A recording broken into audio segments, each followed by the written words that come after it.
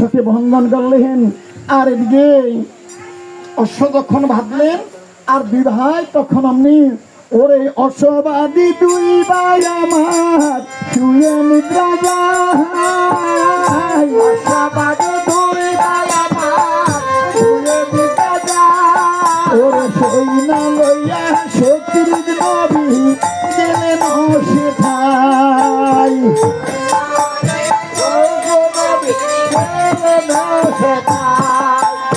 এই বনমাঝে অশ্ব ছেড়ে দিলাম, কোথায় গেল অশ্ব দেখতে পাচ্ছি না। আরে এই গাছতলা অশ্ব বাঁধা আছে, কে বন্ধন করেছে কাউকে তো দেখতে পাচ্ছি না। দুটি বালক শুয়ে আছে গাছতলায়। আরে কোন ভাগ নিয়ে দুটি বালককে জন্ম দিয়া এইখানে রেখে গেল, সে কেমন মা? জন্ম দিলে কি শুধুমাত্র মা হয়? না না, শুধুমাত্র জন্ম দিলে মা হয় না, যে সন্তানকে জন্ম দিয়া পেলে চলে যায় তাকে বলা হয় গর্ভধারিণী, সে মা হইতে পারে না। আচ্ছা, আর যে বাবা মায়ের গর্ভে সন্তানকে জন্ম দিয়া সে চলে যায়, কোনদিন তাকাইলো না, কোনদিন ভাবলো না, সে কখনো বাবা হইতে পারে না। সে হলো যে জন্মদাতা।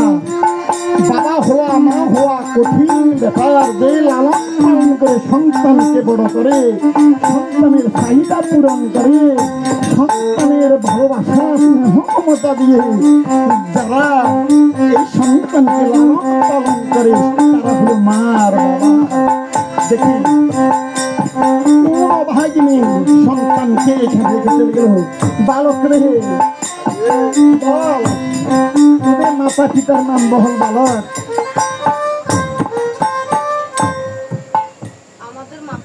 হ্যাঁ হ্যাঁ, তোদের দেখিতে বড় দয়া লাগে। মায়ের বাবার নাম জানি না, মায়ের নাম যদিও জানি তোমাদের কাছে বলবো না। ওরে বালক, কি অন্যায় করেছি, কি অপরাধ করেছি, কেন বলবি না বাবা? আচ্ছা বলতে পারিস এখানে যে অশ্ববাদ আছে কে বন্ধন করেছে? মাঝে তো অনেক ঘুরে ফিরে দেখলে, আমাদের এই দুই ভাই ছাড়া কাউকে দেখলে? বুঝেছি, তোরা দুই ভাই ছাড়া এই অশ্ব আর কেউ বাঁধেনি। আচ্ছা দয়া করে অশ্বটা ছেড়ে দিয়ে বলছি বাবা। তাহলে যুদ্ধ শিখেছিস? এই যে ছোট ছোট বালক তোরা এই যে যুদ্ধ করবি বলেছিস, কি ঠাট্টা করেছিস? আরে ছোট বালক, আর আমাদের সাথে কেমন করে যুদ্ধ করবি বলছি?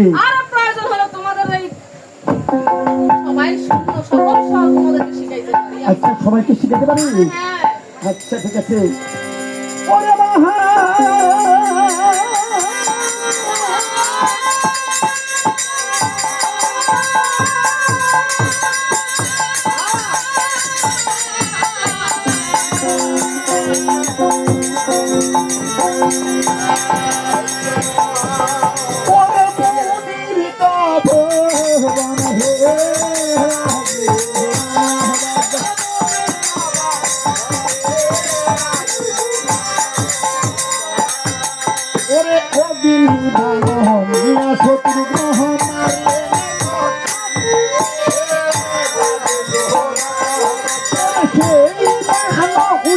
চলো অগ্নির সমান, আর সেই দানে আকাশেতে আগুন জ্বলতে লাগলো। ওরে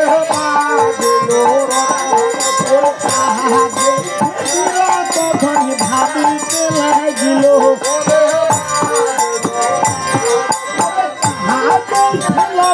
দুই ভাই ভাবিতে লাগিল,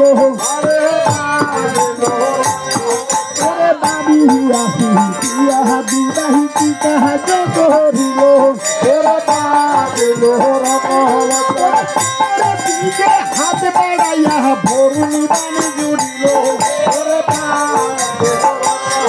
ওরে ভরুন বান জুড়িয়া তখন মারলে সেই বান উড়িয়া ফেল মেঘের সমান। ওরে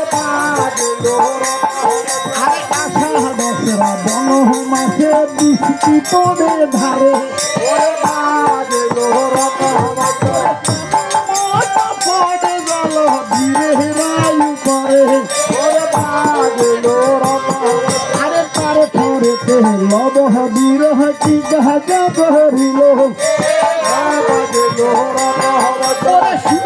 বায়ু বানিয়ে গন্তিয়া দিল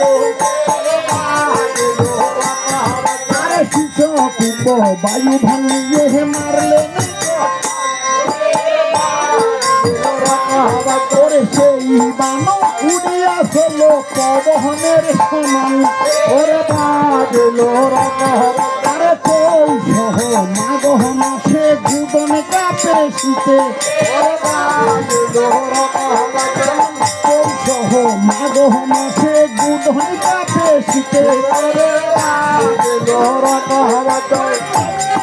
কাছে দিল কাছে বানা গাতে ওরে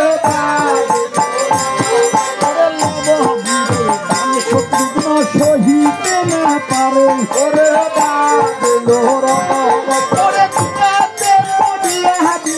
গড়া গড়ি করে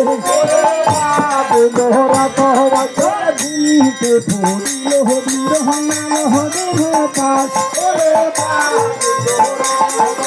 শত্রুদের বলে বহে সাপ ওরে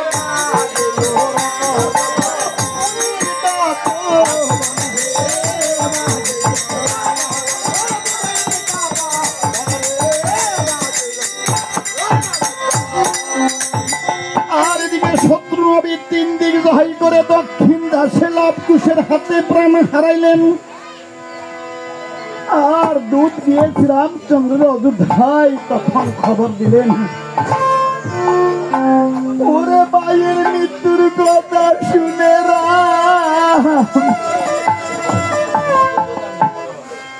ওরা কাঁদিতে লাগিল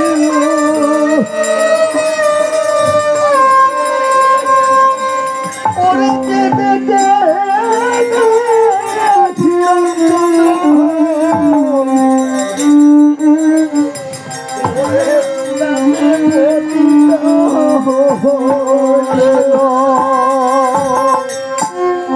আর এদিকে বশিষ্ঠ মুনি তখন শ্রীরামচন্দ্রের অবস্থা দেখে কহিতে লাগলেন হে শ্রীরামচন্দ্র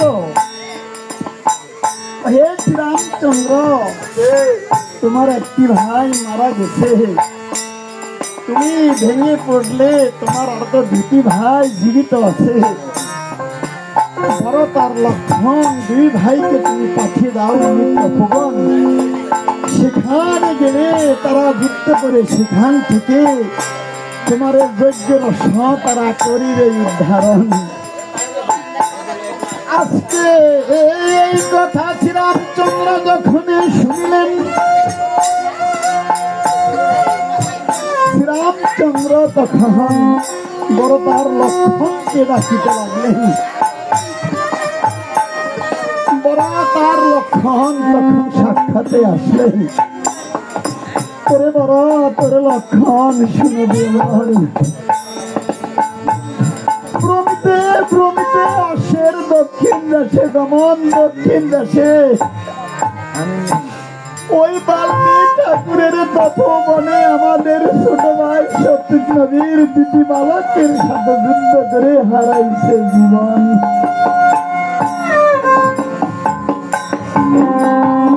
এই কথায় আজকে ভরত লক্ষ্মণ যখন শুনিলেন তারাও বাইর শুনে কেঁদে কেঁদে ভূমিতে বললেন আর এদিকে কিছুক্ষণ পরে বড়বীর চৈতন্য জ্ঞান ফিরে পেলেন আর লক্ষণকে বলছেন ওর লক্ষণ রে বিলম্বের নাহি প্রয়োজন সঙ্গায় এক মানে শেষ করিব শৈতান বিদায়ের জীবন আজকে বিবাহাই তখন আপনি গমন করলেন পথের মধ্যে বিবাহ অমঙ্গল দেখলেন বামে সর্প দেখলেন দক্ষিণে শ্রীগাল দর্শন করলেন বামে সর্প দেখিলে যাত্রাকালে অমঙ্গল হয় দক্ষিণ পাশে